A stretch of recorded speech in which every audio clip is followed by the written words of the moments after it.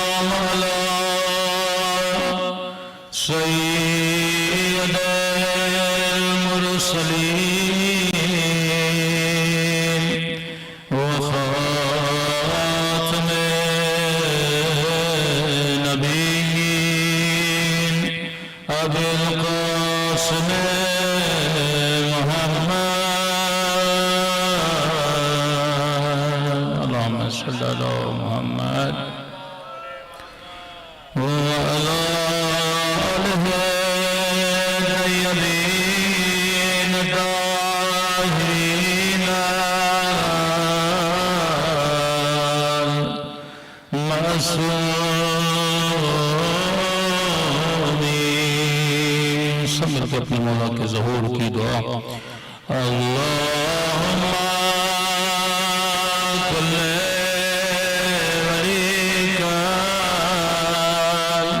حجت ابن الحسن صلواتک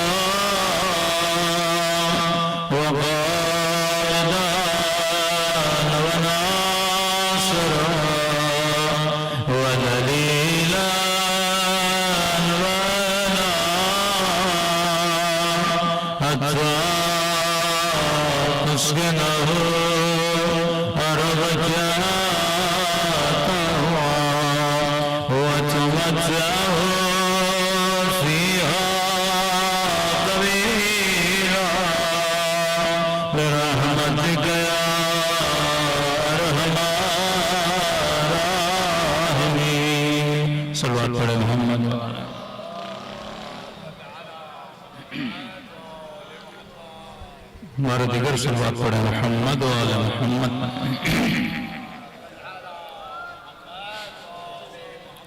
بسم اللہ الرحمن الرحیم رب اشرح لی صدری ویسر لی امری واحلل عقدۃ من لسانی بسم اللہ الرحمن الرحیم واعتصموا بحبل اللہ جمیعا صلوات پڑھیں محمد و آل محمد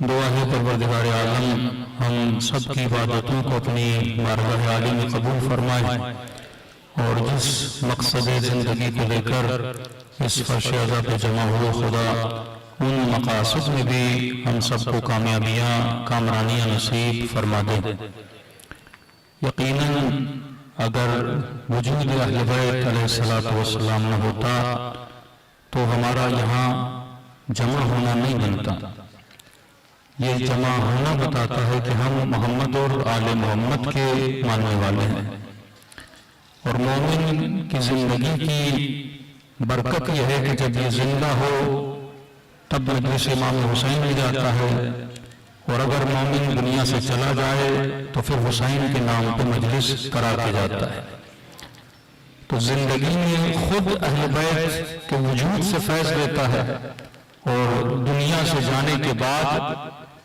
مومن کی خاطر مومنین جمع ہوتے ہیں اور وہ اہل بیت علیہ السلام کی زندگی سے فیض حاصل کرتے ہیں لیکن یہاں پر ایک سوال جنم لیتا ہے کہ واقعاً اگر ہم اہل بیت علیہ الصلوۃ والسلام کے ماننے والے ہیں، اور دنیا اکثر ایک اعتراض یہ کرتی ہے کہ بھائی 1400 سال کا فاصلہ ہے، آپ ہر سال امام حسین کی ازاں مناتے ہو، ہر سال اہل بیت کی مجلسیں مناتے ہو، کبھی شہادت کے ایام، کبھی ولادت کے ایام، واقعی انسان کو سوچنا چاہیے کہ میں ریپیٹڈلی ایک عمل کو انجام کیوں دے رہا ہوں، کہ ایک شہادت امام مثلا محمد تقی ہے، میں نے آج بھی سنی، پھر میں اگلے سال بھی سنوں گا، میں 10 دن محرم کی شرکت بھی کر رہا ہوں، پھر میں اگلے سال محرم کے 10 دن شرکت کروں گا۔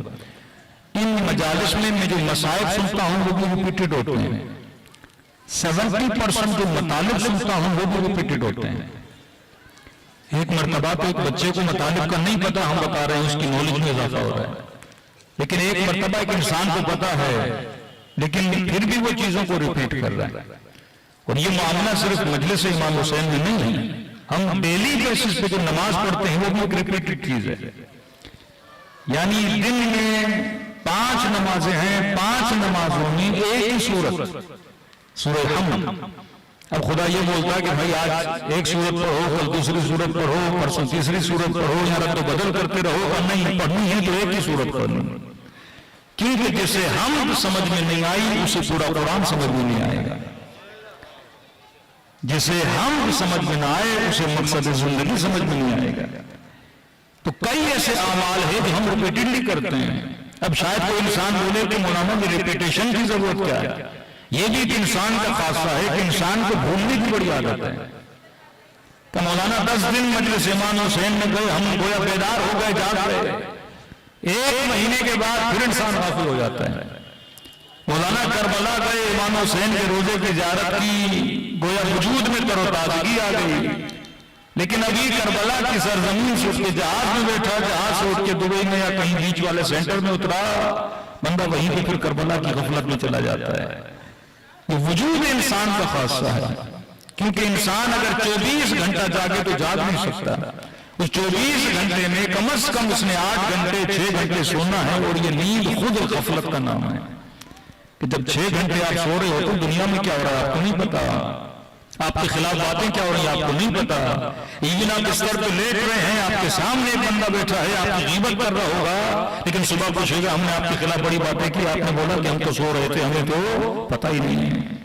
تو ایک تو شاخصہ یہ ہے کہ انسان غافل ہے، اور غافل انسان کے لیے کہا فذکر انما انت مذکر، حبیب سے بار بار یاد دلا۔ اور امیر المومنین فرماتے ہیں کامیاب وہی ہے جو بار بار چیزوں کو کیا رکھے، یاد کرے۔ حاسبو قبل ان تحاسبوا، انسان جب تک حساب و کتاب نہیں کرے گا، جب تک اکاؤنٹیبلٹی نہیں کرے گا، تب تک تجھے کامیابی نہیں مل سکتی۔ تو یہ انسان کے وجود کا شاخصہ تھا کہ انسان کو یا بھولنے کی عادت ہے یا غفلت میں جانے کی عادت ہے، لہٰذا یہ مجلس امام حسین انسان کو غفلت کی نیند سے بیدار کر کے ولادت کے فرش پہ لا کے بٹھا دیتی ہے۔ صلوات پڑھے محمد و آل محمد پر۔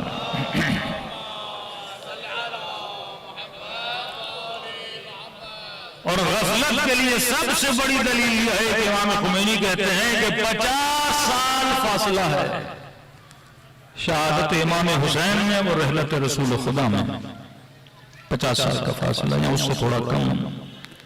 50 سال میں ایسا نہیں کہ سارے کے سارے صحابی دنیا سے جا چکے تھے، کئی ایسے اصحاب تھے جو زندہ تھے، اور 50 سال کے فاصلے میں وہ امت جس نے رسول کو دیکھا، جس نے رسول کا کلمہ پڑھا، اسی امت نے اپنے نبی کے نواسے کے گلے پہ چھری چلا دی۔ 50 سال کے فاصلے میں۔ اچھا یہ فاصلہ تو آپ کو شاید تھوڑا زیادہ لگے، لیکن رسول خدا کی رحلت میں اور جناب سیدہ کی شہادت میں کتنا فاصلہ ہے؟ دنوں کا فاصلہ بھی نہیں ہے۔ ہر زمانے میں جس امام نے تکلیفیں اٹھائی ہیں وہ کن لوگوں سے تکلیفیں اٹھائی ہیں؟ جب تک رسول خدا تھے تو شیر و شکر تھا، کوئی آپ کے اختلاف ایسا بھاری اختلاف نظر نہیں آتا، امت بھی ایک ہے، نبی کے نام پہ امت بھی ایک ہے، لیکن آج آپ امت کے اتنے اختلافات دیکھتے ہو کہ واقعاً آج کا مسلمان اتنا کنفیوز ہے، آج مذہبی فیملیوں کے بچے کنفیوز ہیں، کیونکہ ہم نے اتنی دراڑیں عقیدے کے اعتبار سے، مذہب کے اعتبار سے ڈال دیے کہ آج کا بچہ جو پڑھا لکھا بچہ ہے، جو 4 گھنٹے اسکول جاتا ہے، اسے ماہ مبارک رمضان میں آدھا گھنٹہ ملتا ہے، 1 گھنٹہ ملتا ہے، وہ ٹی وی دیکھے، اور جب وہ ٹی وی کا چینل کھولے، کوئی مذہبی پروگرام ہو، اس میں 4-5 مولوی بیٹھے ہوں اور پھر ایک دینی سوال ہو اور 4-5 مولوی آپس میں مل کے اس دینی مسئلے کو حل نہ کر پائیں، یہ اس کو کافر بولے، یہ اس کو مشرک بولے، تو یہ سیدھا سادہ آدمی کیا بولے گا کہ بھائی اتنا دین پڑھنے کے بعد جب آپ کو سمجھ نہیں آیا تو ہم بھی دین پڑھیں گے تو آپ کی طرح کیا دیں گے؟ فتوے دیں گے۔ تو یہ کنفیوژن انسان کو کیا کر رہا ہے؟ دین سے دور کر رہا ہے۔ یہ کنفیوژن انسان کو کیا کر رہا ہے؟ خدا سے دور کر رہا ہے۔ یہ کنفیوژن انسان کو کیا کر رہا ہے؟ انسان کو لادین بنا رہا ہے۔ اب جب اسے وہ نماز میں لذت نہیں ملے گی، عبادت کا وہ مزہ نہیں آئے گا، کہ کس طرح اہل بیت علیہ الصلوۃ والسلام کے قریب جائے گا۔ پہلے معاملہ اغیار کا تھا، اب یہ معاملہ آپ اپنی فیملیز میں چلے جائیں۔ پہلے کوئی سوچ سکتا تھا، کوئی بچے پوچھے گی کہ حجاب کرنے کے لیے ہمیں کوئی دلیل دیجیے، کوئی جوان پوچھے گا کسی فعل حرام کے لیے ہمیں دلیل دیجیے، لیکن یہ سوال ہوتے ہیں۔ پہلے یہ تھا کہ والدین کا دبدبہ بہت تھا، بچوں میں طاقت نہیں تھی سوال کرنے کی۔ اب وہ زمانہ گیا کہ بچے ماں باپ کے سامنے کھڑے ہو جاتے ہیں، کیونکہ پہلے اتنی انڈیپینڈنسی نہیں تھی۔ آج ہر جوان آپ دیکھیں کہ مثلا 17 سال کا جوان ہے، 16 سال کا جوان ہے کہ مولانا میں تو کرپٹو میں نے کوئی $50,000 کما لیے۔ یعنی آج کمانا بھی بڑا آسان ہو گیا کہ گھر میں بیٹھ کے نوجوان نسل کمانے لگے۔ کیوں اسلام نے اس پہ زیادہ زور دیا کہ مرد پر نفقہ واجب ہے، کیونکہ اکنومیکلی پاور اگر گھر کے مرد کے پاس رہے گا تو گھر کے جتنے افراد ہیں اس کے محتاج رہتے ہیں، اور جیسے اکنومیکلی پاور بڑھ جاتا ہے لوگوں میں، مثلا آپ کے پاس کچھ پیسہ ہے، فلاں کے پاس بھی پیسہ ہے، وہ کس چیز کی وجہ سے آپ کی اطاعت کرے؟ کچھ ریزن فزیکل ہوتے ہیں، کچھ اللہ کی وجہ سے۔ مثلا یہ خاتون لاکھوں کماتی ہے لیکن اتنی دیندار ہے کہ شوہر کی اطاعت 100% کرتی ہے۔ اب یہ اطاعت کس چیز کی وجہ سے کر رہی ہے؟ دین کی وجہ سے۔ ورنہ یہ کل چاہے تو اپنے شوہر کو چھوڑ سکتی ہے، یہ اپنے لیے نیا گھر لے سکتی ہے، یہ فائنینشلی اتنی مضبوط ہے کہ اسے اپنے شوہر کی ضرورت نہیں ہے مثلا۔ لیکن پچھلے زمانے میں یہ ہوتا تھا کہ ایک عورت اگر مرد سے جدا ہونا چاہتی تھی وہ 100 مرتبہ سوچتی تھی کہ جدا ہوں گی تو کہاں جاؤں گی، کس کے پاس رہوں گی، کیونکہ جتنے بھی فائنینشیل پاورز تھے وہ کس کے پاس تھے؟ مرد کے پاس تھے۔ اسی طرح جو بچے 150 میراث میں جھگڑے ہوتے تھے، فائنینشیل پاور کس کے پاس تھا؟ وہ ایک والد کے پاس تھا۔ ایک دینی معاملہ ہے، ایک مورل ویلیوز ہیں، ایک مرتبہ انسان کو معاشرہ مجبور کرتا ہے اس سوسائٹی میں رہنے کے لیے۔ ایک انسان پاکستان سے اٹھ کے UK چلا جائے، یورپ چلا جائے، وہاں گناہ کرنا چاہے کر سکتا ہے، لیکن سولجر بازار میں ایک جوان رہتا ہے، وہ یہاں گناہ کرنا چاہے یہاں بھی کر سکتا ہے، لیکن یہاں 100 مرتبہ سوچے گا کہ سوسائٹی کا کوئی بندہ مجھے دیکھ نہ لے، کوئی رشتہ دار نہ دیکھ لے، کوئی دوست نہ دیکھ لے، کوئی میرے والد کو نہ بتا دے، اور اگر کسی نے دیکھ لیا تو منتیں کرے گا بھائی کسی کو بتانا نہیں۔ لیکن اس سوسائٹی میں گناہ آسان ہے کیونکہ دیکھنے والے آپ پر اعتراض نہیں کرتے، کیونکہ دیکھنے والے اس فعل کو فعل کبھی نہیں مانتے، کیونکہ دیکھنے والوں کے لیے بری چیز نہیں ہے، کیونکہ دیکھنے والے یہ بولتے ہیں کہ یہ آپ کا پرائیویٹ مسئلہ ہے، اس میں میرا لینا دینا نہیں ہے۔ تو کبھی کبھی مسلم سوسائٹی کی برکت ہوتی ہے کہ انسان گناہ کرنا چاہتا ہے لیکن سوسائٹی اسے کیا کرتی ہے؟ گناہ سے روک دیتی ہے۔ تو آج کی نسلیں وہ نسلیں نہیں ہیں جو کل کے زمانے میں تھیں۔ آج فائنینشیل ڈیپینڈنسی دن بدن بڑھتی جا رہی ہے، وہ مرد کی تو پہلے تھی لیکن عورت کی بھی ڈیپینڈنسی بڑھتی جا رہی ہے، اسی طرح آپ کی نوجوان نسل کی بڑھتی جا رہی ہے۔ تو آج کا بچہ سوال کرتا ہے، دینی اعتبار سے کنفیوز ہے۔ دو طرح کے لوگ ہر معاشرے میں آپ کو پائے جاتے ہیں، ایک ہے خواص، ایک ہے عوام۔ عوام سے گلا نہیں، کیونکہ عوام کو گمراہ کرتے ہیں خواص، کیونکہ ہر زمانے میں عوام کس کے پیچھے لگتی ہے؟ خواص کے پیچھے لگتی ہے۔ مثال دے رہا ہوں، مثلا پاکستان بنا، اب خواص کون ٹھہرے؟ قائد اعظم خواص میں ہیں، قائد اعظم کے ساتھ جتنے لوگ تھے مثلا ان کی بہن خواص میں سے ہے، لیاقت علی خان ان کے خواص میں سے ان کے ساتھ ہیں۔ اب کون کس کے پیچھے لگے گی؟ خواص کے پیچھے لگے گی۔ اور خواص میں سے اگر ایک بندہ بک گیا تو قوم تو بلیو کرتی ہے خواص میں، اور خواص میں اگر ایک بندہ بک گیا تو عوام کس کے پیچھے لگتی ہے؟ خواص کے پیچھے لگتی ہے۔ یہی معاملہ تاریخ اسلام کا، جب تک رسول خدا ہیں تو پوری امت آپ دیکھتے ہیں ایک ٹریک پر۔ اب کہا صحابی النجوم بیہم اقتدیتم اقتدیتم، میرے سارے کے سارے صحابی ستارے جس کے پیچھے کی لگے تو ہدایت مل گئی۔ تو امت نے اصحاب کو مثلا ستارہ مانا کیونکہ خواص تھے۔ تبھی جنگ جمل جب رونما ہوئی تو ایک امیر المومنین کا صحابی جنگ جمل میں یہاں دیکھیں تو نبی کی زوجہ طلحہ، زبیر، جناب صفیہ کا بیٹا، یہاں دیکھیں داماد رسول علی بن ابی طالب، ابو ذر غفاری، عمار یاسر، بڑے بڑے صاحب، یہاں بھی دیکھے صحابی، یہاں بھی دیکھے صحابی، سیدھا دوڑا امیر المومنین کے پاس کہ مولا میں کنفیوز ہو گیا، بالکل جس طرح آج کا مسلمان کنفیوز ہے۔ آپ کسی بھی عام مسلمان سے پوچھئے اور اسے کسی ٹی وی شو کے اندر بٹھا دیجئے، وہ کنفیوز ہو جاتا ہے۔ تو کہا کہ امیر المومنین میں کنفیوز ہوں، یہاں دیکھوں تو نبی کی زوجہ، یہاں دیکھوں تو طلحہ، یہاں دیکھوں تو زبیر، اور مولا آپ کی طرف آتا ہوں تو آپ کا وجود ہے، ابو ذر کا وجود ہے، عمار کا وجود ہے، اس کے لیے بھی حدیث ہے۔ مولا کیا کروں ادھر، جس کا کلمہ پڑھتا ہوں ان کی بیوی ہیں، زوجہ ہیں، جن کے لیے قرآن میں آیت ہے ایک ازواج نبی ماؤں کے برابر ہیں، ادھر دیکھوں تو آپ ہیں جس کے لیے باب مدینہ العلم یا علی منی بمنزلۃ ہارون من موسیٰ، جو خلیفۃ المسلمین بھی ہیں۔ مولا کرو تو کیا کرو؟ امیر المومنین نے یہ نہیں کہا کہ میرا ساتھ دو، نہیں، کہا جا پہلے حق کو پہچان، جب حق شناس بن جائے گا پھر حق کے انتخاب میں تجھے مسئلہ نہیں بنے گا۔ تو عوام کے لیے مشورہ امیر المومنین کا مشورہ ہے کہ پہلے معرفت حق پیدا کرو کہ واقعا حق کیا ہے، اور اس مسئلے سیاسی کو، مسئلے حکومت کو، مسائل اہل بیت کو اگر سمجھنا ہے تو واقعا آپ کے ملک کے حالات آئیڈیل حالات ہیں۔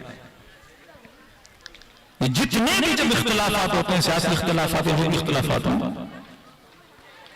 اب کچھ خواص ہوتے ہیں، ان خواص کو توڑا جاتا ہے، پھر عوام ہوتے ہیں جو ان خواص کے پیچھے ہوتے ہیں، پھر کوئی کس خواص کا فالوور بنتا ہے، کوئی دوسرے خواص کا فالوور بنتا ہے۔ یہاں پہ کامیاب ہوتا ہے کہ کیا بنے، حق شناس بنے۔ میری امت تھی، آپ کی امت تھی، لڑائی ہو رہی امیر المومنین میں جنگ جمل میں مثلاً زوج رسول، پھر جنگ صفین میں آتے ہیں، وہاں پر بھی اصحاب ہیں، یہاں پر بھی اصحاب ہیں، بندہ پریشان ہو جاتا ہے، کیا کرے؟ یہاں پہ امیر المومنین نے مشورہ دیا، پہلا مشورہ یہ ہے کہ معرفت حق، فرمایا یہ دیکھو کہ حق کی نشانیاں کیا ہیں، یہ دیکھو کہ حق ہوتا کیا ہے، یہ دیکھو کہ حق کو کس کی طرح ہونا چاہیے۔ ہر مسلمان مانتا ہے کہ قرآن حق ہے، اور قرآن نے حق کی کچھ نشانیاں بتائی ہیں، قرآن نے پاکیزگی کی نشانیاں بتائی ہیں، قرآن نے سچے اور جھوٹے کی شناس بتائی ہے، قرآن نے دیندار اور بے دین کی نشانی بتائی ہے۔ قرآن وہ کتاب ہے جس کو کتاب آف لا بول سکتے ہیں، رولز کی کتاب ہے، اصولوں کی کتاب ہے۔ تب یہ اکثر مومنین کہتے ہیں کہ مولانا مثلاً قرآن میں اہل بیت علیہ السلام کے نام، قرآن نام بتانے کے لیے نہیں آیا، قرآن اصول بتانے کے لیے آیا ہے، کیونکہ ناموں کو ہر بندہ کاپی کر سکتا ہے، اصولوں کو کوئی بندہ کاپی نہیں کر سکتا۔ مثلاً پاکستان کا قانون ہے، لا ہے کہ بھائی جو چوری کرے گا اس کو سزا ملے گی، اب وہ قانون کی ہیرا پھیری نہیں کر سکتا۔ وہ جھوٹ ضرور بول سکتا ہے کہ مثلاً میں چور نہیں ہوں، وہ یہ بول سکتا ہے کہ مثلاً چوری مثلاً علی صاحب نے کی ہے یا منصور صاحب نے کی ہے یا حسن یا بکر نے کی ہے، وہ بول دے کہ مثلاً میں یہ نہیں ہوں، فلاں بندہ ہے۔ تو نام بدلنا آسان ہے لیکن اصول بدلنا بڑا مشکل ہے۔ تو خدا نے قرآن میں 14 کے نام نہیں بتائے لیکن 14 کے اصول بتا دیے ہیں، 14 کے اوصاف بتا دیے ہیں۔ مثلاً کہہ دیا کہ انما ولیکم اللہ، میں اللہ تمہارا ولی ہوں، میرا رسول تمہارا ولی ہے، لیکن جب تیسری کی بات آتی ہے تو اللہ نام نہیں بتاتا، اللہ اوصاف بتاتا ہے کہ تیسرا وہ ولی ہے جو حالت رکوع میں زکات دیتا ہوا نظر آ جائے۔ تو اگر خدا یہ بتاتا کہ تیسرا مثلاً علی ہے تو علی کا نام رکھنا آسان تھا، لیکن علی کی طرح رکوع میں زکات دینا مشکل ہے۔ اور ساتھ بتا دیے کہ انما یرید اللہ لیذھب عنکم الرجس اہل البیت ویطہرکم تطہیرا۔ اہل بیت کی اوصاف بتا دی کہ اہل بیت وہ ہے جن کو میں نے ہر طرح کے رجس سے دور رکھا ہے۔ اب اپنے اوپر نام اہل بیت تو ہر کوئی رکھ سکتا ہے لیکن اپنے کردار میں ایسی طہارت ہر کوئی پیدا نہیں کر سکتا۔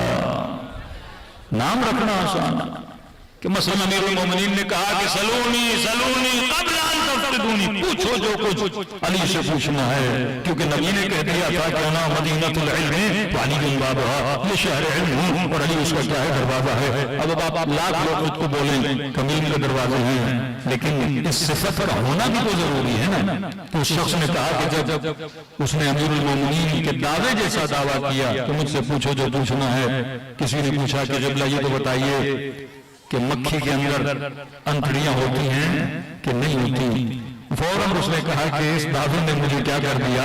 ذلیل کر دیا۔ تو وہ صفت انسان کے اندر ہونی چاہیے۔ تو اللہ نے کیا بتایا ہے؟ اوصاف بتائیں، ظالم کے اوصاف بتائیں۔ اب آپ یہ بولو کہ خدا نے یزید کا ذکر قرآن میں کیوں نہیں کیا؟ بھئی کیا ہے صفت کے اعتبار سے، کیونکہ اگر خدا کربلا والے یزید کا ذکر کرتا تو قرآن میں ایک یزید کا ذکر ہوتا، لیکن خدا نے جب صفت بتا دی، اب کا ہر زمانے میں جس میں یہ صفت پائی جائے گی وہ یزید جیسا ہی ہوگا۔ یہ بڑی بحث چل رہی ہے۔ خدا نے قرآن میں مثلا امام حسین کے اوصاف بتا دیے، اب جب اوصاف امام حسین میں آ گئے، اب انہی اوصاف کو ہر زمانے میں جو لے کر چلے گا وہ کیا بنے گا؟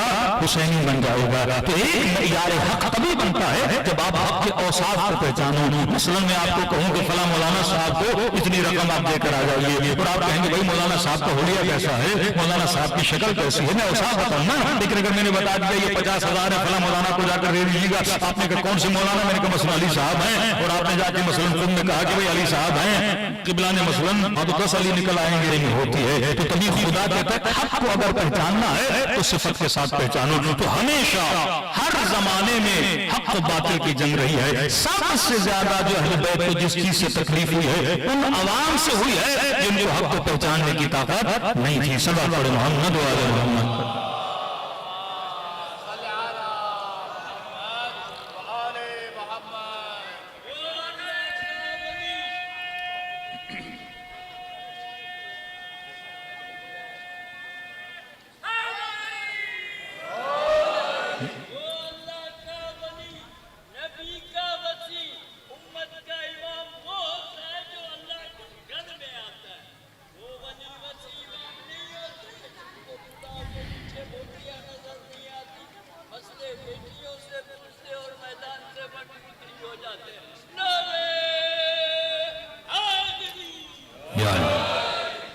سب سے زیادہ جس نے عوام کو گمراہ کیا وہ خواص تھے۔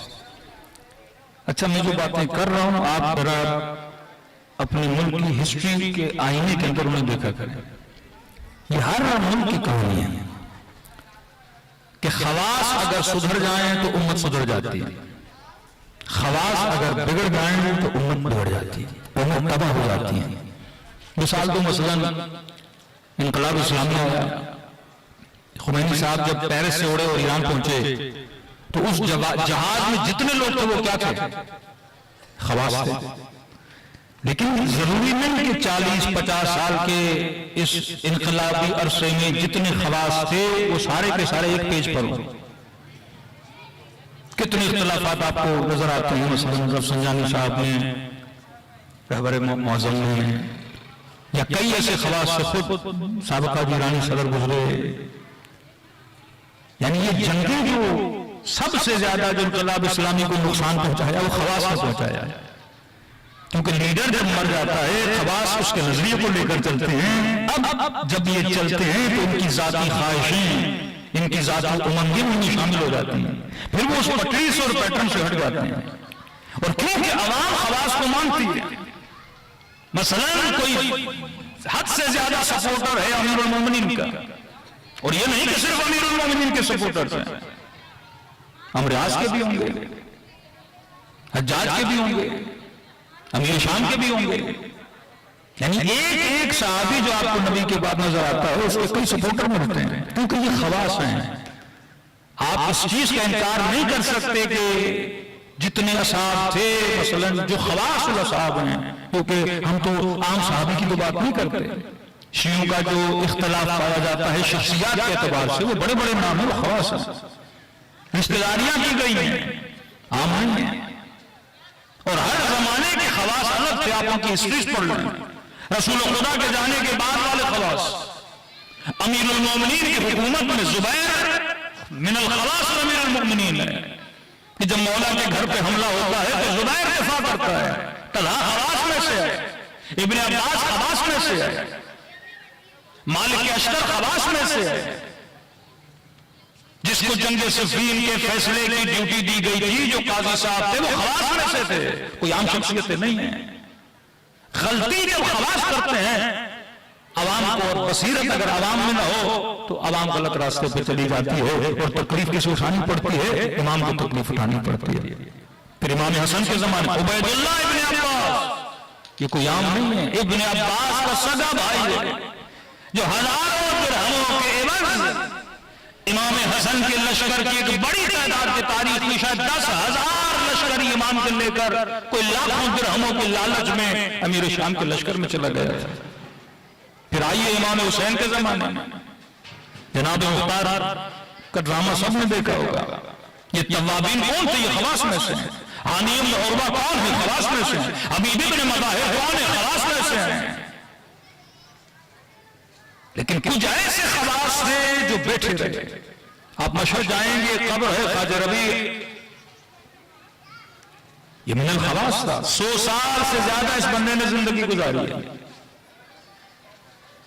کچھ ایسے خواص تھے جن کو بتایا گیا کہ امام حسین کربلا میں شہید ہوئے، انہوں نے کہا ہمیں بہت افسوس ہوا کہ فرزند رسول کو شہید کیا گیا، بس۔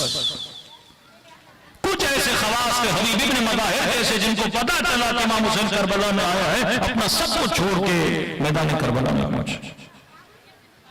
حسان بن ثابت صحابی رسول ہے، کاتب غدیر ہے جس نے حدیث غدیر کو لکھا ہے۔ زبیر بول اٹھا، ابو ذر بول اٹھا، سلمان بول اٹھا، اور جس نے لکھی ہے جو شاعر ہے، جو لکھنے والا ہے، اور جب اس سے امیر المومنین نے پوچھا تو اس نے خاموشی اختیار کر لی۔ تو کون سے خواص؟ جب تک ہمیں خواص کی پہچان ہے، ہر امام کے زمانے میں خواص تھے۔ چھٹے امام کے زمانے میں، چوتھے امام کے زمانے میں، کربلا کے بعد جو زیدیہ فرقہ نکلا، کئی ایسے خواص تھے جو ان خواص کی وجہ سے، یعنی چوتھے امام کی شہادت کے بعد جو خواص اس امام کو مانتے تھے تو ظاہر لوگ اصحاب امام سے آگے پوچھتے تھے کہ واقعا امام زین العابدین کا نمائندہ کون ہے؟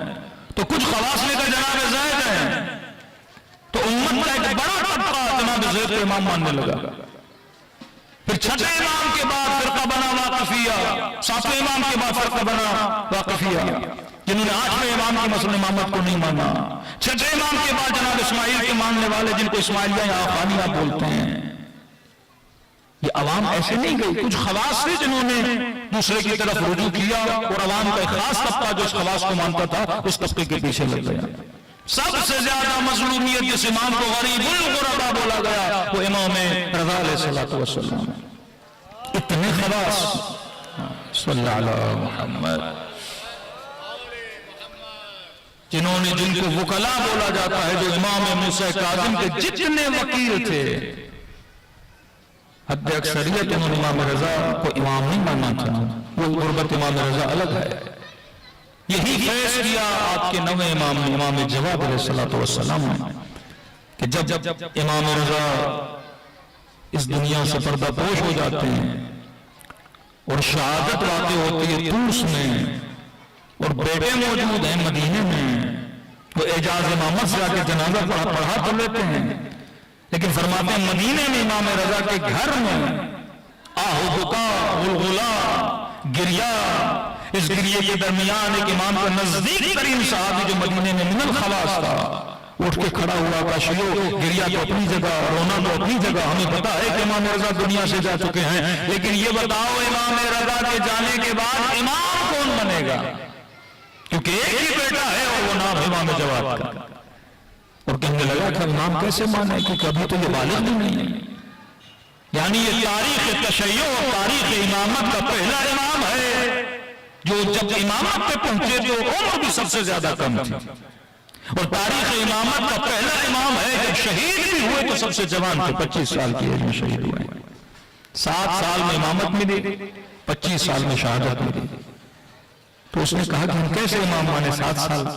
یہ ان کے لیے پہلا مقام تھا۔ دیکھیے خدا بھی مختلف زمانوں میں مختلف امتحان لیتا ہے، جس طرح چھانٹی کے اندر چیز کو چھانٹا جاتا ہے اسی طرح مومنین کو چھانٹا جاتا ہے۔ کہ کون ہے جو صاحب بصیرت ہیں، کون ہے جو امام شناس ہیں.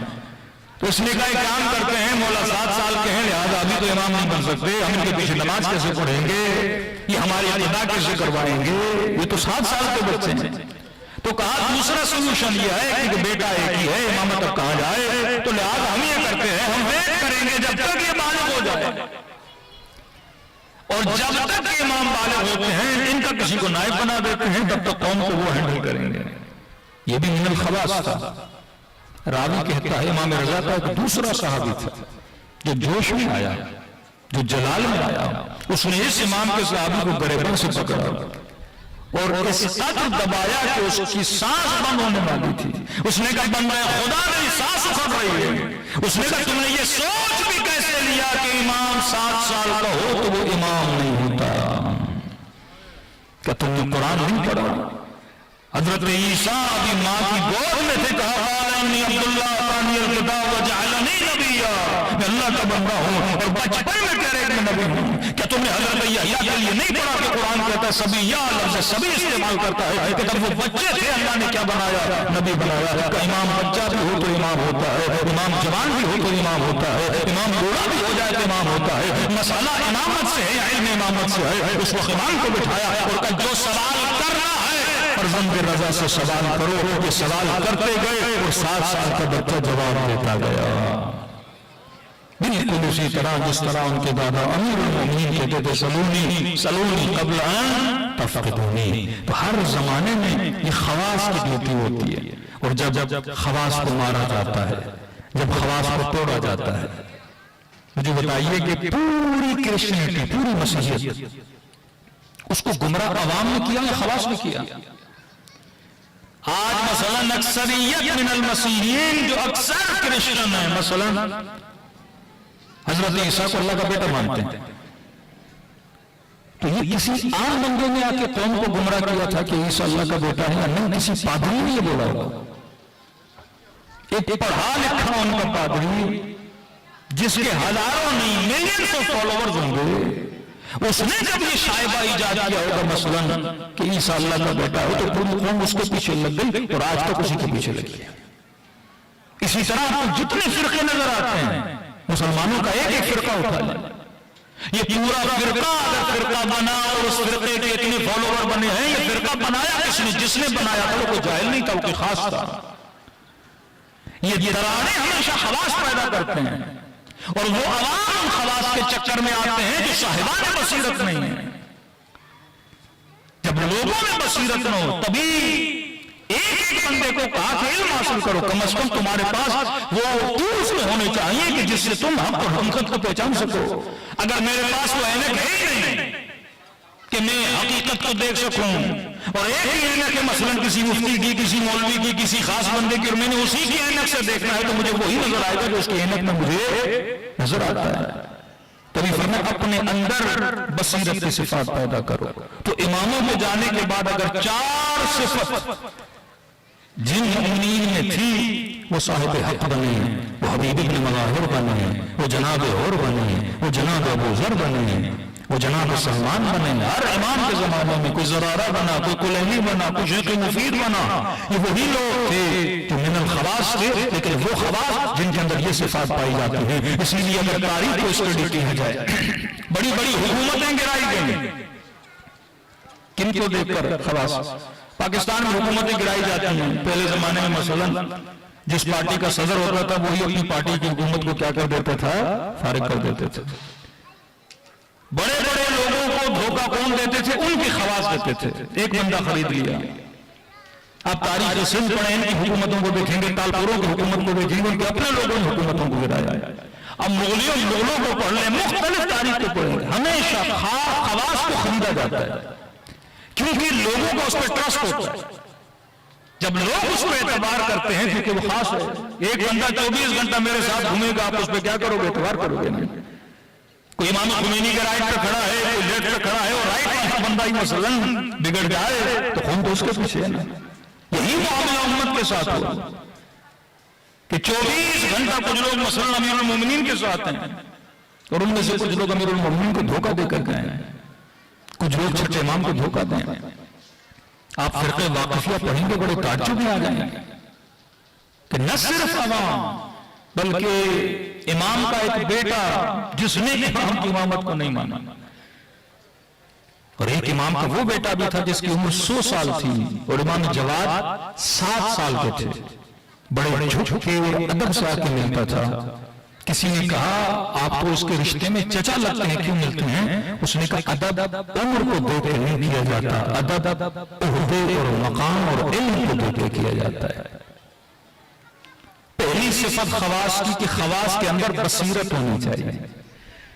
جب تک ہمارے اندر وہ بصیرت اور آگہی نہیں ہے کہ ہم پہچان سکیں، آپ اتنی فضائل امیر المومنین کی سنتے ہیں کہ اس زمانے کے لوگوں نے امیر المومنین کی جھنجی نہیں دیکھی، شب ہجرت امیر المومنین کا سونا نہیں دیکھا، جتنا مال غنیمت ملتا تھا غریبوں میں تقسیم کر دیتے تھے یہ نہیں دیکھا، کیا انہوں نے امیر المومنین کے سلونی کے دعوے نہیں سنی، کیا انہوں نے غدیر خون میں من کنت مولاہ فہذا علی مولا کا نعرہ نہیں سنا؟ سب سنا، سب کو پتا تھا۔ ایک صاحب بصیرت حق شناس ہونا۔ دوسرا مسئلہ یہ آتا ہے میں حق کو پہچانتا بھی ہوں، پتا بھی ہے کہ علی حق ہے پر میں بول نہیں پاتا۔ کہتے ہیں صاحب بصیرت کے ساتھ ساتھ انسان کے اندر جرأت ہونی چاہیے۔ کئی لوگ ہیں جو کرپشن کے خلاف بولتے ہیں، کئی لوگ ہیں جو ظلم کے خلاف بولتے ہیں، کئی لوگ ہیں جو مسائل کے خلاف بات کرتے ہیں، کچھ وہ ہیں جن کو پتا ہے غلط ہو رہا ہے لیکن چپ رہتے ہیں۔ یہ وہ خواص ہیں جو بصیرت بھی ہے، پہچان بھی سکتے ہیں لیکن جرأت نہیں ہے کہ کھڑے ہوں کہ آخر حق کیا ہے۔ پتا بھی ہوتا ہے مثلا ایک جناب جاہل ہے لیکن بولنے کی جرأت نہیں ہے کہ جناب آپ اس چیز کے قائل ہی نہیں۔ پتا بھی ہو کہ ملک میں مثلا ظلم ہو رہا ہے، جبر ہو رہا ہے، رشوت خوری ہو رہی ہے، کرپشن ہو رہی ہے، لیکن بولنے کی طاقت نہیں ہوتی۔ دوسری صفت جرأت، دوسری صفت صاحب بصیرت بھی ہو لیکن اس کے ساتھ صاحب جرأت بھی ہو، کیونکہ جرأت نہیں تو یہ بصیرت کسی کام کی نہیں۔ خواجہ ربیع کی مثال دی، پتا چلا امام حسین شہید ہو رہے ہیں، جرأت نہیں کہ آگے بڑھے امام کا ساتھ آئے۔ کتنوں کو پتا تھا کوفے کے اندر امام حسین حق پر ہے، پتا تھا، خط لکھ کے پتا تھا حسین ابن علی حق پر ہے، عورتوں نے شوہروں کو روک لیا، اپنے بچوں کو روک لیا، جاؤ گے تو مارے جاؤ گے، جاؤ گے تو ہمارا کیا ہوگا، جاؤ گے تو گھر کون سنبھالے گا، جاؤ گے تو ہماری عزتوں کا کیا ہوگا۔ جرأت نہیں تھی بیٹھ کے گھروں کے اندر، کٹے ہوئے سر آتے تھے، دیکھتے تھے، آنکھوں سے آنسو بہاتے تھے، جرأت نہیں تھی بولے۔ ابن زیاد چھڑی اٹھا کے جبہہ مبارک امام حسین کے ساتھ توہین کر رہا لیکن جرأت نہیں۔ لیکن ایک وہ صاحب جرأت صاحب ہے، کون جھیلے، کون کوڑے کھائے، کون کربلا کے میدان میں تیر کھائے، کون اپنی بچیوں کی یتیمی دیکھے، کون اپنا گھر تباہ و برباد کر دے دین خدا کے لیے۔ ابو ذر غفاری نے قیمت ادا کی، ابو ذر کو شہر بدر کیا گیا، درد دری میں جناب ابو ذر اس دنیا سے گئے، جن کی بیٹی سر راہ کھڑے ہو کے اپنے بابا کے لیے کفن مانگتے رہے۔ جرأت کی قیمت ادا کرنی پڑتی ہے۔ رسول کے بعد جس نے سب سے بڑی جرأت کی وہ جناب سیدہ فاطمہ الزہرا، دربار میں جاتی ہیں، جرأت چاہیے کہ آپ وقت کے حاکم کے سامنے کھڑے ہوں اور اپنا حق مانگیں اور وہ حدیث پیش کریں، آپ رد حدیث میں دلیلیں دیں اور قرآن کی آیتیں دیں۔ جرأت امام سیدہ، قیمت ادا کی، پہلے توڑا گیا، قیمت ادا کی، جناب حسین شہید ہوئے۔ ولایت کے لیے نعرے مارنا کوئی بڑی بات ہے، لیکن اس نعرے کی قیمت کون ادا کرے گا؟ اس راہ ولایت میں چلنے کی قیمت کون ادا کرے گا؟ آج یہ جرأت کسی حکمران میں امریکہ کے خلاف لفظ بولے، لفظ،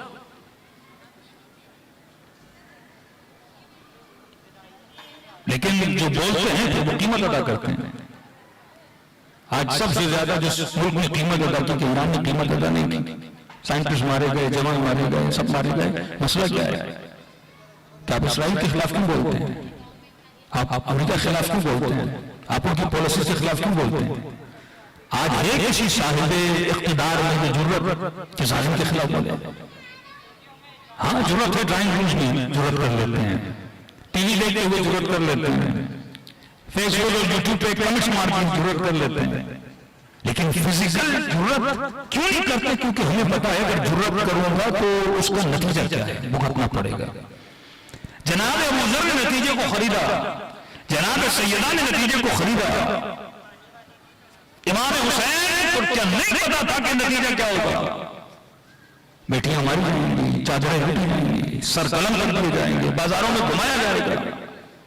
ارے کوئی عام بندہ جو اپنی بیوی کو یا بیٹی کو بازار میں لے جائے بات الگ ہے، وہ سیدانیاں جو کبھی گھر سے نکلیں نا کہ جناب سیدہ چلے تو پیچھے بھی کنیزیں، آگے بھی کنیزیں، اتنا پردہ کیوں کہ میں نہیں چاہتا کہ میرے قدموں کے نشانوں پر بھی کسی کی نگاہ پڑے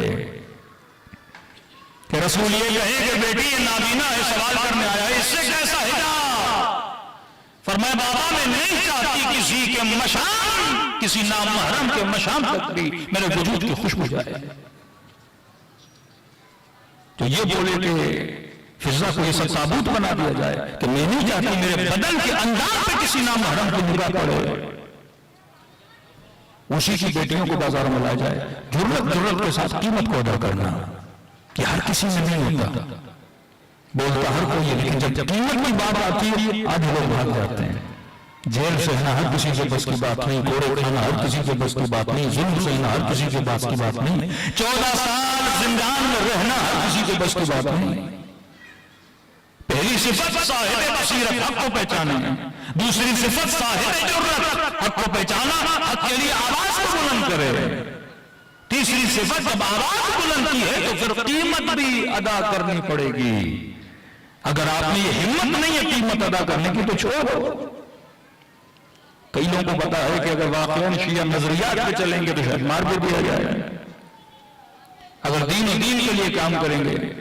ایک فلمی ایکٹریس تھی تو ایک پروگرام تھا، اس سے پوچھا گیا کہ آپ کا دل نہیں کرتا کہ آپ حجاب کریں؟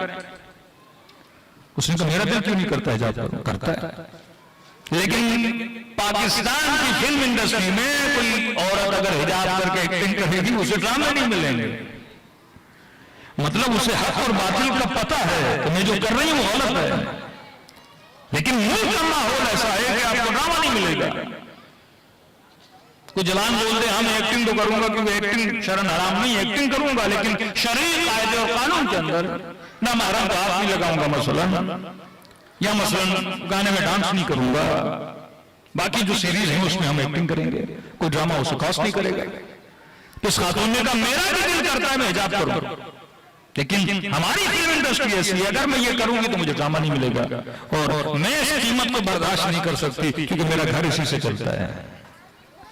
صاحب بصیرت ہے، حق کا پتہ ہے، عمل بھی کرنا چاہتی ہے لیکن اس کی قیمت ادا کرنے کے لیے تیار نہیں ہے۔ پتا تھا امام حسین مثلا حق پر ہے، پتا بھی ہے حسین کی مدد کرنی چاہیے، لیکن پتا اگر مدد کریں گے تو ابن زیاد چھوڑے گا نہیں، یزید چھوڑے گا نہیں، مار دے گا۔ امام حسین نے کربلا میں کچھ چیزیں سکھائیں کہ دیکھ حبیب ابن مظاہر کو، اور صاحب بصیرت، صاحب جرأت اور قیمت ادا کرنے والا، جب پتا چلا حسین حق پر ہے فوراً کھڑا ہوا حسین حق پر ہے، جرأت ادا کی، جا کے امام کا ساتھ بھی دیا، اور پتا تھا کہ اور اگر ساتھ دو گے تو قیمت بھی ادا کرنی پڑے گی، بیٹا مارا جائے گا، خود مارے جاؤ گے، قیمت بھی ادا کی۔ چوتھی صفت، ان تینوں پہ انسان عمل نہیں کر سکتا اگر یہ صفت نہ ہو۔ معصوم فرماتے وہ ہے صفت شجاعت، بہادر اگر بندہ نہ ہو ان تینوں پہ نہیں چل سکتا۔ اور کبھی سوچا کریں جو اماموں کا بھی چاند ہے، جس کی امامت میں سارے امام فخر کرتے ہیں، امیر المومنین ہے، اور سب سے زیادہ خدا نے امیر المومنین کی جس صفت کو اجاگر کیا وہ صفت شجاعت ہے۔ شجاع نہ ہوتے تو شب ہجرت کس طرح رسول پہ نہ سوتے، شجاع نہ ہوتے تو ٹوٹی ہوئی تلوار سے حضور کا دفاع نہ کرتے۔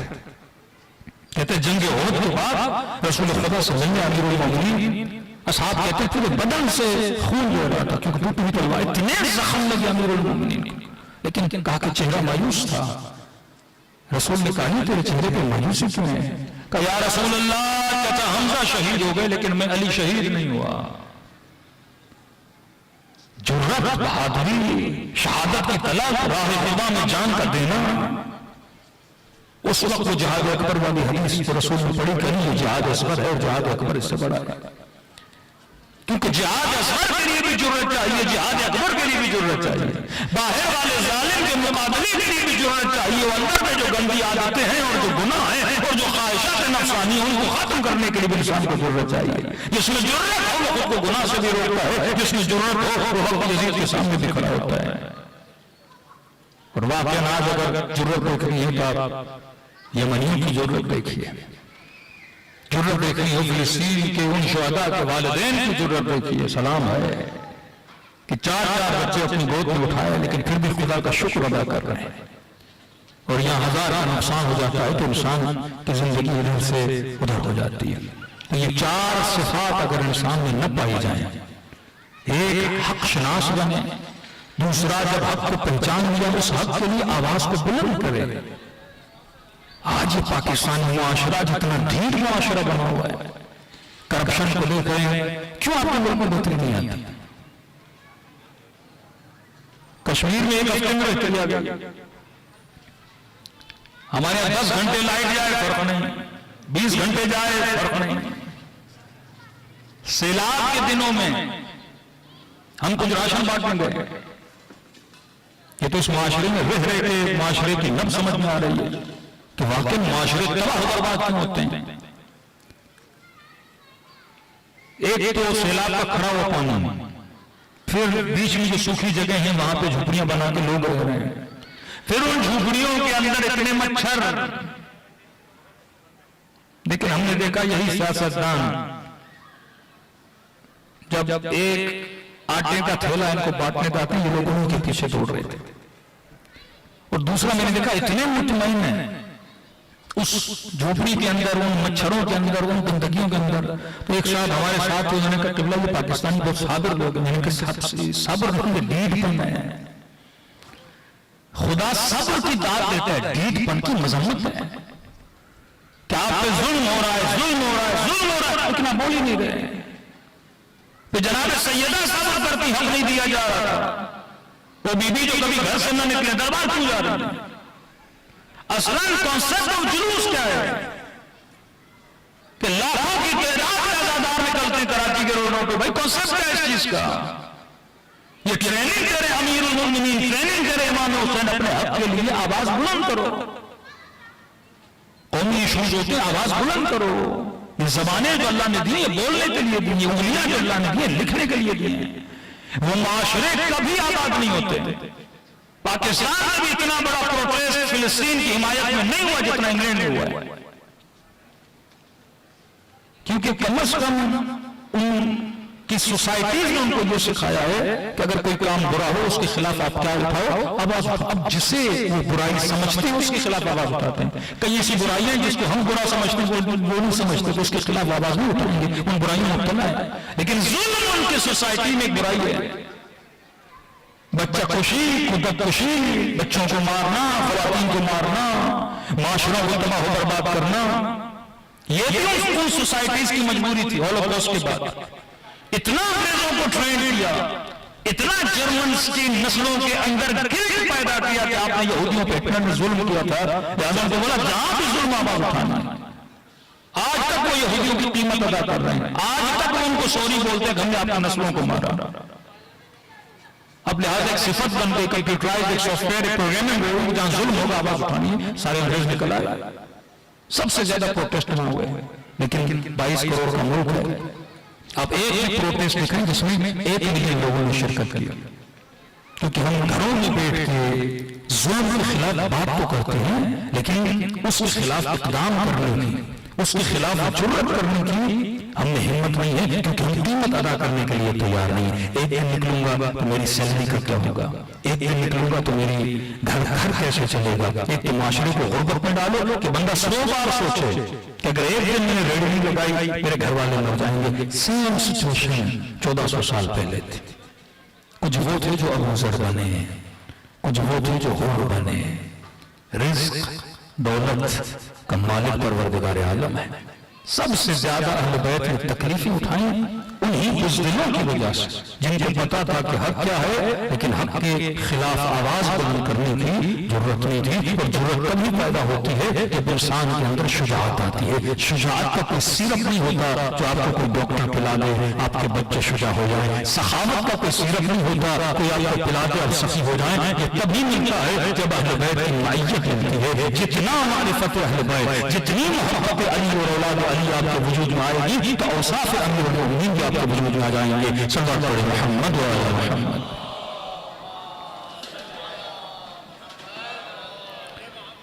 واجل فرجہم یہ بھی ایک طرح کا ظلم ہے یہ بھی ایک طرح کی ناکامی ہے. جنت شجاع لوگوں کی جگہ ہے. جنت صاحبان جرت کی جگہ ہے. کبھی بھی ڈرپوک بندہ صاحب جنت نہیں بن سکتا. وہب قلبی میں کبھی سوچتا ہوں واقعاً قاضی شریح بہت بڑا مقام تھا. قاضی شریح امت کے درمیان پتہ چلا امام حسین آئے اس میں کا پتہ ہے حسین آئے ہیں حق پر ہیں. ایک لالچ دوسرا جرت کا نہ ہونا. ابن سعد عام بندہ نہیں ہے. شمر جو اتنا بدنام ہے جب اس کی زندگی میں نے پڑھی تقریباً 16-17 حج اس بندے نے کیے ہیں. ابن ملجم جناب عمر نے ابن ملجم کو اہل فاس کے یہاں ایز قاری القرآن بھیجا ہے. بہترین قاری اور بہترین آواز اور خط لکھا کہ میں اپنا بہترین قاری تمہاری طرف بھیج رہا ہوں. اسے گھر بھی دینا اس کا خیال بھی رکھنا. یہ وہ سارے خواص ہیں جو صاحب بصیرت نہیں تھے اور جن کی پہچان تھی پھر ان کے اندر حق کا علم بلند کرنے کی طاقت اور ضرورت نہیں تھی. مقصد مجلس امام حسین آپ کے اندر جرأت کو پیدا کیا جائے. خیبر سنانے کا مقصد آپ کے اندر شجاعت کو پیدا کیا جائے. شب ہجرت امیر المؤمنین کے واقعے کو سنانے کا مقصد یہ ہے. انسان تم اولیاء اللہ تم صادقین. اگر یہ سمجھتے ہو کہ اللہ کے ولی ہو تو اللہ کہتا پھر موت کی تمنا کرو. واقعا اگر تم سچے ہو اور علی نے کر کے دکھایا شب ہجرت موت کے بستر پہ سو کے دکھایا کہ یہ شجاعت جس کے اندر ہو پھر وہ ولی خدا بننے کی صلاحیت پا سکتا ہے. سخاوت امیر المؤمنین صبر امام حسین علیہ الصلوۃ والسلام اس باریک دھاگے کو سمجھنا بڑا مشکل ہے کہ میں نے صبر کہاں کرنا ہے میں نے قیام کہاں کرنا ہے. سب سے زیادہ جو تکلیف اہل بیت علیہ الصلوۃ والسلام نے اٹھائی وہ ان فالوور سے اٹھائی جن کو امام کی بصیرت نہیں تھی. امام علی کا زمانہ کبھی مولا جنگ پہ چلے مولا علی ابھی نہیں چل رہا. مولا علی ابھی سردی ہے علی ابھی گرمی ہے. امام حسن جنگ کرنی ہے. جب جنگ کرنے گئے تو حسن ابن علی جنگ کیوں کر رہے ہو. جب صلح کرنے لگے تو جو حسن ابن علی صلح کیوں کر رہے ہو. امام حسین جنگ کے لیے تیار ہے اسے کہہ رہے ہیں کہ آپ جنگ کیوں کر رہے ہیں آپ صلح کیوں نہیں کرتے. ہر امام کے زمانے میں یہ مسائل تھے تو امام شناس نہیں تھے کہ امام جو کر رہا ہے تو امت کی بہتری کے لیے کر رہا ہے. تو امام مظلوم تبھی بنتا ہے جب امت صاحب بصیرت نہیں ہوتی. جب امت کے اندر امام شناسی پیدا ہو جاتی ہے تو امت صاحب جرأت بن جاتی ہے. کبھی میرے چھٹے امام جب حج پہ جا رہے تھے ایک صحابی ملا کہنے لگا مولا آپ قیام کیوں نہیں کرتے. امام نے کہا کہ میرے پاس اتنے شیعہ نہیں ہیں. اس نے کہا مولا کیسی باتیں کرتے ہیں میرے پورے گاؤں والے آپ کو ماننے والے ہیں. امام نے کہا پورا کا پورا گاؤں کا مولا پورا کا پورا گاؤں بلکہ پورا کا پورا نہیں مولا 2-4 گاؤں اور بھی ہیں جو آپ کو ماننے والے ہیں. امام نے کہا 2-4 گاؤں ہیں اس لیے مولا 2-4 کی بات کر رہے ہیں. یہ جتنے مسلمان ہیں اگر آپ آواز اٹھائیں تو آج ہے کہ آج ہے آپ کے پیچھے چلنے کے لیے تیار ہیں. ہلکی سی مسکراہٹ میرے امام کے چہرے پر آئی کہ آدھے کے آدھے مسلمان میری آواز پہ لبے کرنے کے لیے تیار ہیں. کہ جی میرے مولا ایک مرتبہ بکریوں کا جھرمٹ جا رہا تھا. امام نے کہا بکریوں کو دے کہ یہ کتنی ہوں گی. اس نے کہا مولا یہ شاید 10 یا 20 ہوں یا 25 ہوں. امام نے کہا اگر اتنے بھی میرے پاس ہوتے میں قیام کرنے کے لیے تیار ہو جاتا. کہ ہم اہل بیت میں جتنے اصحاب ہمارے جد حسین کو ملے اتنے ہم میں سے کسی امام کو نہیں ملے. چاہنے والے بیٹھنے والے واہ کرنے والے بہت لیکن صاحبان جرأت. اب یہ ضروری نہیں کہ یہ جرأت ہم تب پیدا کریں جب امام زمانہ ظہور کریں. یہ عجیب کانسیپٹ ہمارے ذہنوں میں ڈالا گیا ہے. ہر زمانہ میں مولانا امام زمانہ زمانہ کا ظہور کب ہوگا؟ بھائی کیا کرو گے ظہور کے بعد؟ یہ قصہ ہی ختم کر دو کہ ظہور کب ہوگا۔ جب ظہور ہوگا انسان دیکھے گا۔ تم خود کو تیار رکھو، 1 منٹ کے بعد بھی ظہور ہو سکتا ہے، 1 گھنٹے کے بعد بھی ظہور ہو سکتا ہے، اور ہو سکتا ہے 1000 سال کے بعد ظہور ہو۔ مطلب ہم نے اپنی جرتوں کو فریزر میں سیو کر کے رکھا ہوا ہے کہ جب امام آئیں گے تو پھر ہم ان کو پگھلانا شروع کر دیں گے۔ ہم نے اپنی شجاعتوں کو فریزر میں رکھا ہوا ہے کہ جب امام آئیں گے پھر ہم پگھلانا شروع کریں گے تاکہ امام کے کام آئیں۔ جس امام کو تم حی و حاضر مانتے ہو، کہ جو تمہارے اعمال کو دیکھ رہا ہے، جو کہیں میں تمہارے گھروں میں آتا ہوں، جو کہے کہ مت سمجھنا میں تمہارا امام تجھ سے بے خبر ہوں، جو کہے کہ ہر قدم اٹھاتے وقت مجھے یاد کیا کرو۔ مطلب ہر زمانے میں تم نے اپنے وجود کے اندر جرأت کو پیدا کرنا ہے، ظلم کے خلاف آواز کو اٹھانا ہے۔ کوئی بھی چیز یہ حق آپ کا بھائی بھی ہو سکتا ہے، یہ حق آپ کی بہن بھی ہو سکتی ہے، یہ حق آپ کا کلیگ بھی ہو سکتا ہے۔ جب آپ کا اپنے کسی رشتے دار کے ساتھ جھگڑا ہوتا ہے، جب آپ کو پتہ ہوتا ہے کہ میں باطل پر ہوں، کہ یہ جرأت کرتے بولنے کی کہ واقعہ میری غلطی پر ہوں، آپ حق پر ہو۔ جب پیسوں کا جھگڑا ہو جاتا ہے اور آپ کو پتا ہو کہ میں نے 2 روپے اس کے زیادہ دینے ہیں، لیکن جناب کو نہیں پتا کہ یہ جرأت کرتے ہو کہ تم حق بیانی کرو، تو یہ حق و باطل کی جنگ ہم لمحہ چلتی رہتی ہے، ہر قدم چلتی رہتی ہے۔ بس انسان میں جرأت کو پیدا کرنا ہے، اور جب یہ جرأت انسان میں آ جاتی ہے تو خدا کسی کو یوسف بنا دیتا ہے، کسی کو ابراہیم بنا دیتا ہے۔ آپ سوچئے وہب کی میں نے مثال دی، کتنی نمازیں پڑھی ہوں گی جناب وہب، ایک روزہ زندگی میں نہیں رکھا ہوگا، بس وہ چند نمازیں آخری جو امام حسین کے ساتھ ادا کی ہوں گی، لیکن آج جناب وہب کے قدموں کی خاک کے برابر بھی ہم نہیں ہیں، کیونکہ جرأت کی امام کا ساتھ دیا۔ علی مع الحق والحق مع علی، علی مع القرآن والقرآن مع علی۔ ہر زمانے میں جس نے اپنے امام کا ساتھ دیا خدا نے اس کے درجے کو بلند کیا۔ صلوات پڑھیں محمد و آل محمد۔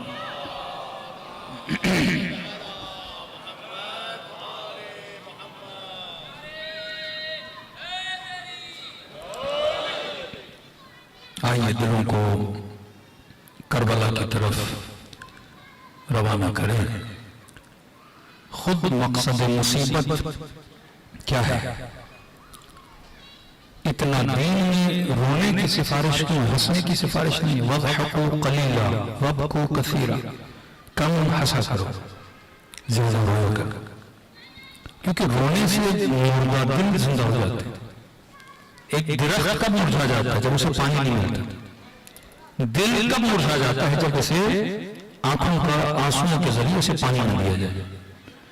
تبھی کہ ہر شب جمعہ دعائے کمیل پڑھو۔ ایک امام مجھے دکھائیے جو رات کی اندھیری راتوں میں بیٹھ کے گریہ میں کرتا ہو۔ جناب سیدہ امیر المومنین، مناجات امیر المومنین، دعائے کمیل، دعائے ابو حمزہ سے مالی امام زین العابدین، دعائے عرفہ امام حسین۔ اسی طرح ہر امام کی آپ دعا پڑھیں گے، ہر امام کا صحیفہ پڑھیں گے۔ تاکید کی گئی ہے حضرت علیہ السلام کی، زیادہ گریہ کیا کرو، جسمانی بیماریاں دور ہو جاتی ہیں۔ یہ ڈپریشن، یہ انزائٹی، یہ پینکس جو انسان میں آتے ہیں، یہ کیوں آتے ہیں؟ کیونکہ عدم اعتماد ہے، خدا پر بلیو نہیں ہے، آخرت پر بلیو نہیں ہے، جس کی وجہ سے انسان ڈپریشن میں چلا جاتا ہے۔ تو یہ سب سے بڑی نعمت امام حسین کی کہ آپ گریہ کرتے ہیں۔ اور اگر کوئی جوان یہ سنے کہ 4 سالہ بچے کو تماچے لگے، اگر کوئی باپ یہ سنے تو انسان کا دل ٹوٹ جاتا ہے، لیکن سن کے دل نہ ٹوٹے، اس کا مطلب یہ معاشرہ سنگ دل ہے۔ کہ جب پنجاب والے کراچی والوں کو کبھی کہتے تھے آپ کے یہاں سنا 7 لوگ مر گئے، تو کہتے تھے آپ کے کراچی والے کہتے ہیں کوئی بڑی بات تھوڑی ہے، ہمارے تو 20 لوگ مرتے ہیں، 7 مرے مطلب کم مرے۔ ایک بم بلاسٹ ہو جائے، آج کسی پاکستانی کو پتا چلے مثلاً پشاور میں، کوئٹہ میں کہیں بم بلاسٹ ہوا، 200 لوگ اس بم میں مر گئے، نہ آپ کا کاروبار بند ہوتا ہے، نہ آپ کھانے کی ٹیبل پہ کھانا کھا رہے ہو، آپ کا مزہ بھی کرکرا نہیں ہوتا، وہ بریانی کا مزہ، گوشت کا مزہ اپنی جگہ پہ ہوتا ہے، کیونکہ سن کے دل قسی ہو چکا ہے۔ اب انسانی موت ہمارے کو بڑی بات نہیں ہے، معاشرے میں ظلم ہمارے کو بڑی بات نہیں ہے، لیکن کافروں کے معاشرے میں جائے ایک انسان کی موت ہو جائے پورا معاشرہ کھڑا ہو جاتا ہے۔ فرانس میں ایک 16 ایئرز بچے کو کسی پولیس والے نے فائر کیا، بچہ مر گیا. پورا مہینہ اس ملک میں پروٹیسٹ ہو رہا تھا کہ آپ نے انڈر ایج بچے کو مار دیا اور ظلم کیا. یہ زندہ معاشروں کی نشانی ہوتی ہے جو ظلم کے خلاف آواز اٹھاتے ہیں. اور مسائل امام حسین کا مقصد یہ کہ جب رو گئے کہ 6 مہینے کے بچے کو پانی نہیں ملا، تڑپ ہو گئے. 4 سالہ بچی کو اتنے تماچے مارے گئے رخسانوں کا رنگ بدل گیا، تڑپ ہو گئے. جب سنو گے سیدہ کی بیٹیوں کی چادریں چھینی گئی، غیرت پیدا ہوگی تمہارے اندر. جب سنو گے کہ امام امت کے بدن پہ تیر برسائے گئے، یہ غیرت ولایی تمہارے اندر پیدا ہوگی کہ واقعا اتنا سنو کہ کل اگر تمہارا امام ظہور کرے تو کوئی اس امام کی توہین نہ کر سکے. ارے امام تو کیا، اگر تمہارے معاشرے میں العلماء ورثۃ الانبیاء اگر ان کی کوئی توہین کرے تم اگر خاموش رہو تو مطلب ہمارے اندر وہ جرأت اور وہ غیرت دینی ختم ہو جائے. یہاں تک فرمایا اگر کسی کو گناہ کرتے ہوئے دیکھو، روک نہ سکو، اپنے اندر ایک گلٹ پیدا ہو کہ واقعی اس معاشرے میں گناہ کیوں. لیکن اگر کوئی تمہارے سامنے گناہ کا ذکر کرے اور پھر بھی تمہارے اندر غیرت دینی نہ آئے تو مطلب خدا سے محبت نہیں ہے. اہل بیت علیہ السلام جب سنتے تھے گنہگار آتے تھے امیر المومنین کے پاس، یا علی میں نے یہ گناہ کیا، مولا کہتے تھے ذکر نہ کر جا، توبہ کر. پھر کہا یا علی میں نے یہ گناہ کیا، امام نے کہا ذکر نہ کر، گناہ کا ذکر کرنا اچھی بات نہیں ہے. تیسری بار کہا یا علی میں نے یہ گناہ کیا، امام نے کہا غیرت الہی اجازت نہیں دیتی کہ تمہیں سزا نہ دو. اقرار کیا، اب علی تجھے سزا دیں گے. اپنا محب بھی تھا کہ انہوں نے سزا دی. جس معاشرے میں خوف خدا ختم ہو جائے، جس معاشرے میں گناہ کا کبھی ہونا کبھی نہ رہے، جس معاشرے میں شراب نوشی، جس معاشرے میں کرپشن اور زنا اتنا عام ہو جائے اور لوگ سنیں اور اس پر آواز بلند نہ کریں، اس کا مطلب غیرت دینی نہیں ہے. خود ذکر مصیبت امام حسین انسان کے مردہ دل کو زندہ کرنے کے لیے. تبھی فرمایا اکثر اپنی زبانوں پر ذکر امام حسین کو جاری رکھو. کا خلوص دل سے مجھ حسین جو سلام کرے گا خدا اسے ثواب زیارت حسین عطا کرے گا. کہا کہ مولا اگر ایک سلام کرو تو ثواب زیارت مل جائے گا. فرمایا اگر سلام کرو نہ چاہتے ہوئے تیری آنکھوں سے آنسو آ گئے، یہ مت سمجھنا یہ تیرے آنسو، یہ سمجھنا حسین نے تجھے تیرے سلام کا جواب دیا ہے. جنہیں آتا ہے امام کا سلام میرے ساتھ مل کے دیں، جنہیں نہیں آتا نام حسین تو ہر شیعہ کو آتا ہے. کم از کم اس مبارک نام کو اپنی زبانوں پہ جاری کریں سب مل کے. السلام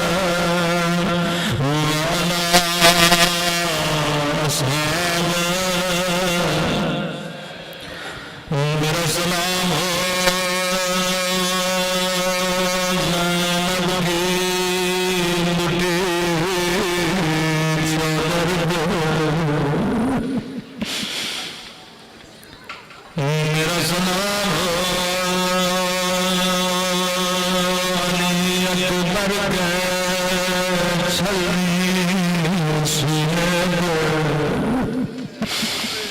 میرا سلام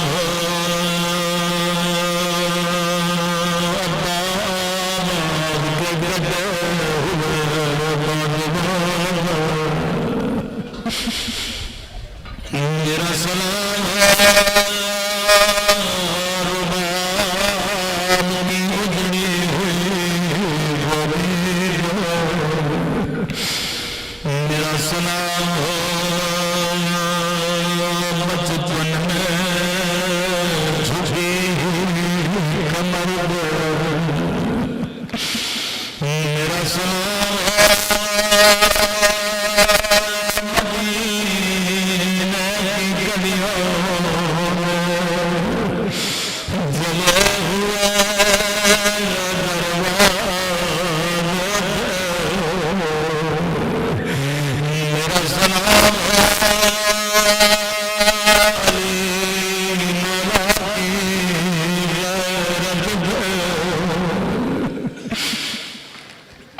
صحیح بخاری کی حدیث ہے اگر کوئی مسلمان شیعہ اتنا کیوں روتے ہیں تو اسے یہ حدیث سنایا کرو نبی خدا فرماتے مسلمانوں کبھی حیران کبھی نمور کرو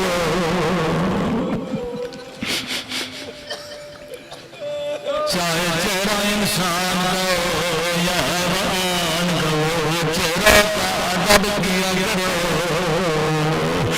اگر حیوان کو مار نہ دیو تو بدن کو مار کرو لیکن کبھی چہرہ مار کرو نہ قربان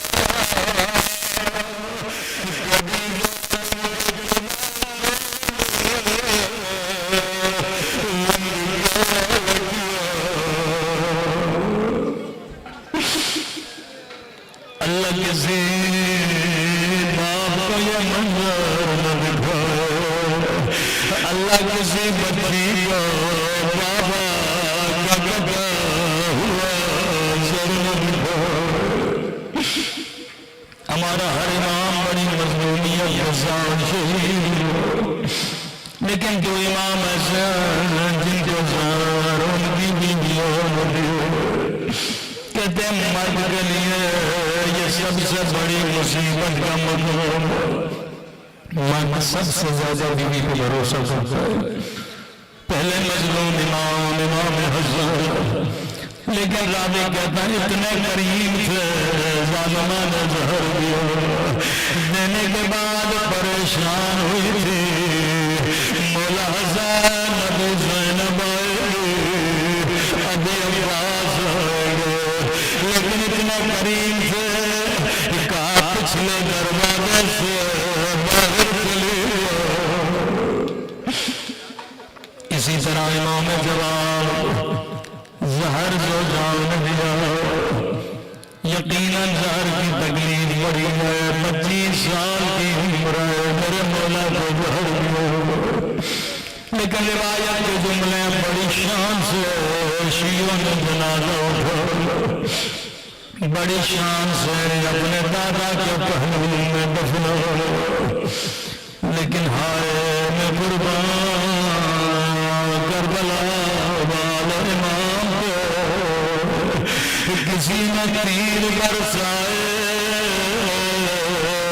کسی نے پتھر مارے جسے نیزہ ملا اس نے نیزہ سے وار کیا راوی کہتا بی بی زینب جب بھائی کے جنازے پہ پہنچی اپنے ہاتھوں سے بدن سے تیر نکالنے لگی، اپنے ہاتھوں سے میز ہٹانے لگے،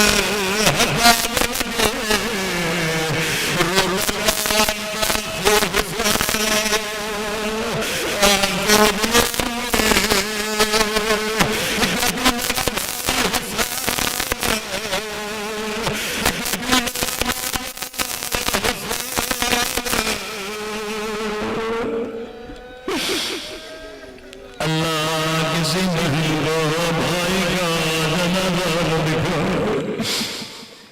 لیکن عزیزو بہنیں پھر بھی برداشت کر لیتی ہیں۔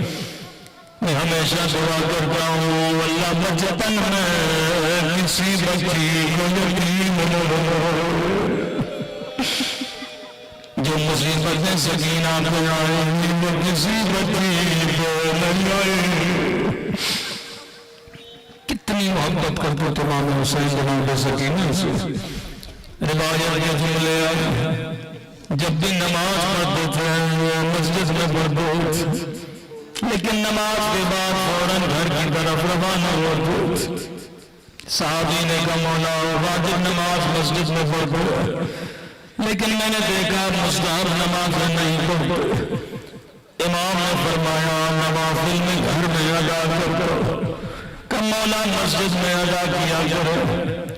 میرے مولا نے کہا اللہ نے مجھے 4 سالہ بچی دی، میری بچی گھر میں 2 مصلی بچھاتی ہے، ایک میرے لیے ایک اپنے لیے۔ ایسے اپنی پھول جیسی بچی کی تربیت کی میرے مولا حسین نے۔ راوی کہتا مدینے سے مکہ، مکے سے کربلا، پورے راستے بچی پہ مصلی بچھاتی تھی، ایک اپنے لیے ایک اپنے غریب لوگن بابا کے لیے۔ لیکن روایت کے جملے بڑے سخت ہیں، کہتا جب عصر عاشور کا وقت ہوا، سکینہ نے خیمہ میں مصلی بچھائے،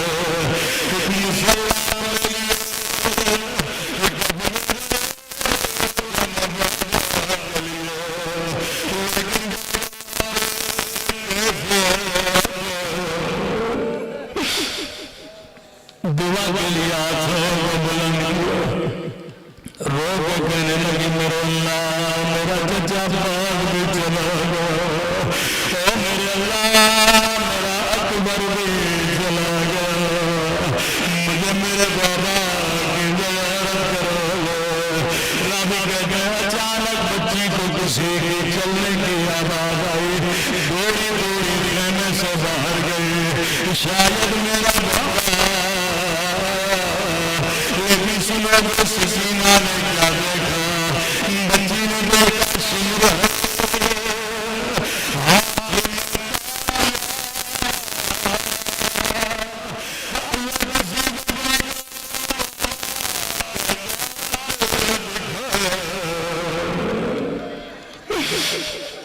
4 سالہ معصوم بچی جیسے نہیں لگا، بچی خیمہ سے دوڑی دوڑی باہر آئی، کہنے لگا سکینہ کس کا انتظار کر رہی ہو؟ رو کے کہنے لگی بڑی دیر ہو گئی لیکن میرا بابا نہیں آیا۔ سکینہ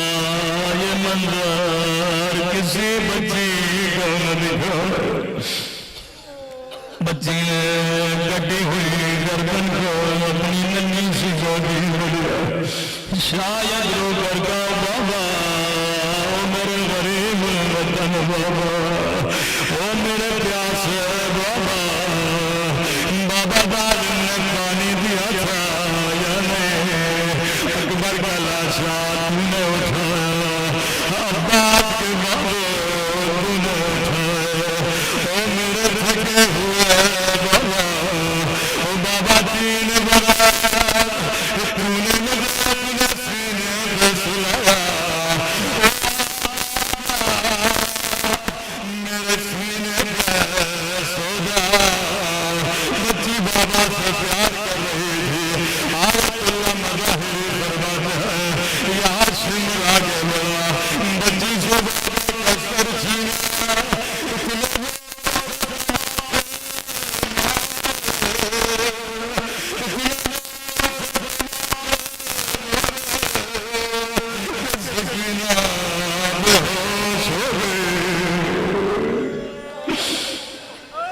اللہ جانے زینب کیا گزری ہو راوی کے گائے بی زینب جب خیمے میں پہنچی کیا دیکھا بچی کے کان بھی زخمی ہے رخسار پہ نیلے نشان ہے اللہ جانے بچی کو کیسے ہوش ملو قدیمی مومنہ ذرا سوچ کے بتا جب بچی کی آنکھیں کھلی ہوگی سب سے پہلا سوال کیا کیا ہو سکینہ نے یہ نہیں کہا پھوپھی اماں میرا بابا کہو سکینہ نے یہ نہیں کہا پھوپھی اماں میرے دور چھینے گئے سکینہ نے یہ بھی نہیں کہا پھوپھی اماں مجھے جماعتیں مارے گئے بابا کو یاد نہیں کیا زخمی رخساروں کو یاد نہیں کیا اور میری ماں بہنوں مجلس میں آنے والی ہو سنو سکینہ نے پہلا سوال کیا کیا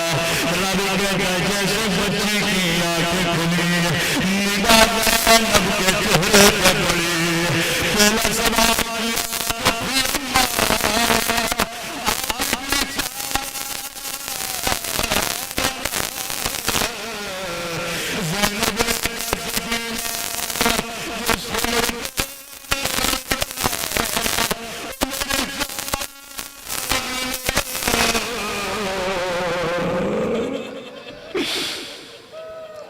کبھی بے پردہ ہو کر مجلس سنایا کرو پروردگار تجھے واسطہ حسین کی یتیم بچی کا تجھے واسطہ میرے آقا حسین کی مظلومیت اے خدایا ہم سب کے صغیرہ کبیرہ گناہ معاف فرما